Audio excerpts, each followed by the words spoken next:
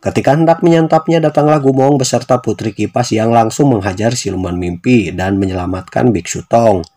Gumong pun kaget ketika tahu bahwa Ang Haiji baru saja keluar gua mencari Gumong. Apa kau cedera? Tuan datang tepat pada waktunya. Oh ya, apa kau melihat? Ang Haiji yang mencari ayahnya dikejutkan dengan adanya cahaya warna-warni berkilauan. Ketika ia menghampirinya, ternyata berasal dari sebuah alas teratai. Karena ia anggap itu adalah sebuah mainan, Ang Haiji pun naik ke atasnya dan kaget karena ternyata itu adalah jebakan dari Sun Gokong. Di mana guruku? Gurumu, karena aku lapar, ku ganjal dengan dagingnya dulu. Jika itu benar, kau akan kubunuh. Ketika Gokong akan menghajarnya, datanglah Putri Kipas yang memohon agar Gokong melepaskan Ang Haiji. Namun, setelah di rumah, Putri Kipas juga Gumong sangat bingung cara agar Gokong bisa mengampuni anaknya. Tak lama kemudian asistennya datang dan mengatakan bahwa di luar ada Sun Gokong yang ingin menemui mereka dan hal ini cukup membuat keduanya reuas. Apa itu? Aku akan mendampingimu. Bicara memang mudah. Tuan? Bagaimana? Siluman kerbau berusaha merayu Gokong juga Biksu Tong agar mau melepaskan Ang Haiji. Namun karena ini perintah Dewi Kuan Yin dan juga dosa Ang Haiji yang sangat besar, Gokong pun tak mau melepaskannya. Sampai akhirnya siluman kerbau membuat keputusan untuk melawan Sun Gokong. Jika ia kalah maka ia akan menyerahkan anaknya. Dan sebaliknya jika ia menang maka Gokong harus melepaskan anaknya. Dosa anakmu itu sudah tidak bisa terampuni. Kau meminjam kipas, kita sudah berjanji. Jadi kalian tidak mau mematuhi perintah Dewi. Nah, berkelahi, baik. Jika kau kalah, lepaskan dia. Setuju, ku menang. Aku yang menentukan nasib anakmu.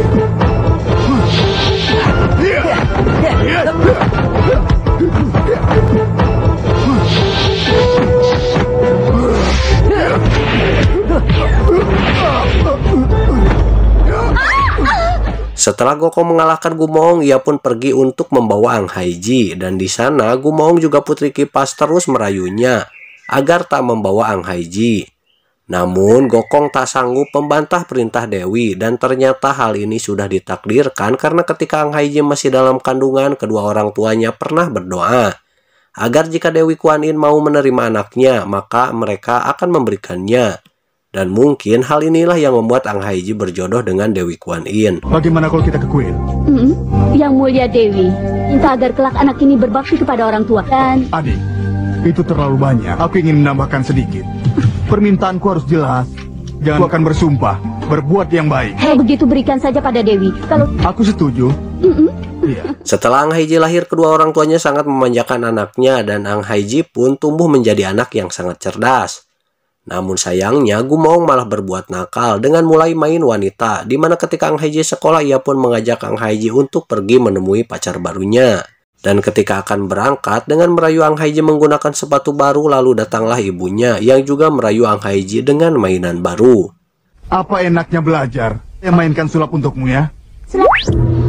Lihat, apa? Hei, sepatu ini bagus. Kau bisa terbang ke angkasa, kau bisa memetik bintang di langit bersama ayah. Baik. Semua sepatu buatan ibu tidak nyaman dipakai. Kebau jelek, siapa yang kau buang? Anakku, dengar kata ibu. Kesini dulu. Lihatlah. Tapi ini lain anakku. Tampaknya pemukul. Mereka lakukan pertengkaran tepat di depan Ang Haiji. Begitulah pengakuan kedua orang tuanya pada Sun Gokong. Dan kini mereka kembali memohon agar Gokong melepaskan anaknya karena semua yang Ang Haiji lakukan adalah kesalahan mereka dalam mendidiknya. Mereka juga menawarkan agar mereka yang dihukum untuk menggantikan anaknya. Akhirnya Biksu Tong pun ikut bicara bahwa mereka harus merelakan Ang Haiji dididik oleh Dewi Kuan Yin. Sama sekali bukanlah salahnya. Jangan tangkap dia. Ini adalah takdir. Biar Dewi bersedia membimbingnya. Tolong, mohonkan ampunan, Guru. Aku mohon, Guru. Gokong, Gokong pun masuk ke kamarnya untuk membawa Ang Haiji. Namun dia melihat Ang Haiji diam saja seperti tak bernyawa. Betul, hah? Anakku, bangunlah, anakku. Tadi baik-baik saja. Rupanya Ang Haiji masuk ke alam mimpi dan kini ia dalam masalah besar karena meremehkan siluman mimpi di dunianya. Ang Haiji menyerang siluman mimpi yang ia tahu ilmunya tak seberapa, padahal jika dalam mimpi ia adalah rajanya. Anakku, Anakku, bangun. Mengapa tak ada reaksi sama sekali? Gokong yang tak percaya Ang Haiji, ia pun akan membangunkan paksa Ang Haiji sampai akhirnya Gokong sadar bahwa Ang Haiji sedang dalam bahaya karena dia diserang siluman mimpi. Ia pun menjelaskan bahwa untuk menolong Ang Haiji mereka semua harus masuk ke alam mimpi. Dalam mimpi dia bukan lawan kita. Itu dalam dunia nyata. Caranya ialah kita semua masuk ke dalam mimpi. Ang Haiji sendiri kini diikat oleh siluman mimpi di mana ia mengatakan bahwa Ang Haiji hanyalah umpan karena kedua orang tuanya lah yang ia incar untuk santapan malam. Tak lama kemudian Gumoong juga putri kipas pun datang, namun mereka ruas karena senjata yang mereka keluarkan berubah menjadi mainan. Dari sini mereka sadar bahwa dalam mimpi siluman ini bukanlah tandingan mereka meskipun di alam nyata ilmunya tak seberapa. Rupanya aku ini hanya umpanmu. Anakku, anakku, jangan takut. ada apa? Siluman mimpi mau melepaskan Ang Haiji jika Gumoong berkelahi dengan putri kipas sampai siluman mimpi merasa puas menyaksikan mereka patenggel-tenggel. Ibu, jangan saling memukul. Gokong yang menyadari kakaknya dalam bahaya, ia pun disuruh gurunya agar segera masuk ke alam mimpi untuk menolongnya. Namun karena ia kera, ia pun kesulitan cara untuk mudah bisa tertidur. Akhirnya Patkai menyuruh Gokong abok agar ia bisa tertidur lalu bermimpi. Maksudku, arak diminum kakak. Ayo sekarang ambil araknya. Di mana? Itu bukan salahku. Mereka hanya saling memukul lawannya saja. Kalian tak berhak untuk berunding. Setelah semua arak yang ada di kota itu dibeli lalu diminum oleh Gokong, namun ia tak merasa pusing sedikit pun. Sampai arak terbaik yang didapat dari kamar Gumoong pun tak mampu membuat Sun Gokong pusing.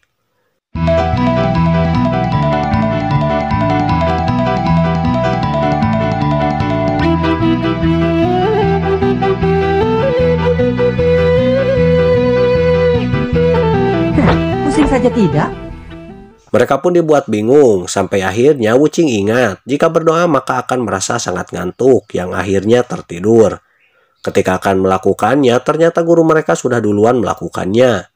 Melihat hal ini, Gokong pun berdoa agar ia bisa tertidur. Biksu Tong sendiri kini menghampiri siluman mimpi dan meminta agar ia melepaskan Ang Haiji karena dirinya lah yang ia inginkan. Siluman tersebut lalu melepaskan Ang Haiji, sebagai gantinya ia tangkap Biksu Tong. Ketika akan mencekiknya, Gokong pun datang tepat waktu dan menyerang siluman mimpi. Namun sial, karena kesaktian yang ia miliki tak ada apa-apanya di alam mimpi, dan tetaplah ia harus kalah. Melihat Gokong muntah darah, Wuching pun bertekad akan masuk ke alam mimpi dan membantunya. Namun Patkai melarangnya, di mana ia berpikir bahwa siluman mimpi tak hebat dalam dunia nyata.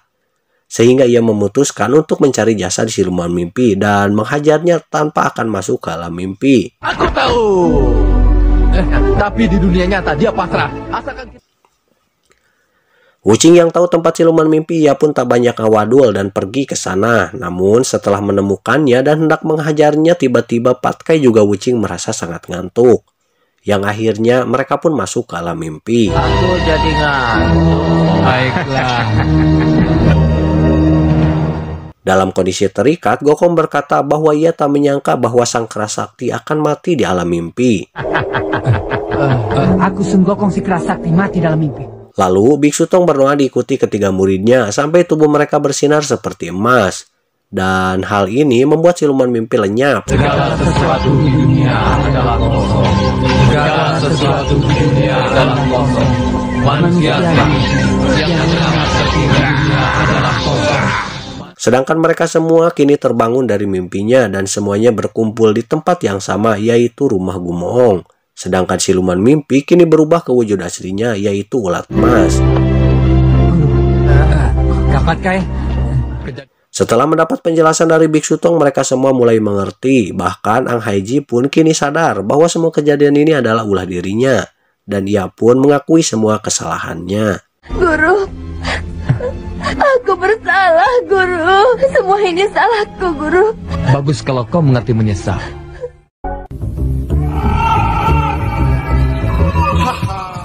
Seekor kera terpuruk terpenjara dalam gua di gunung tinggi sunyi.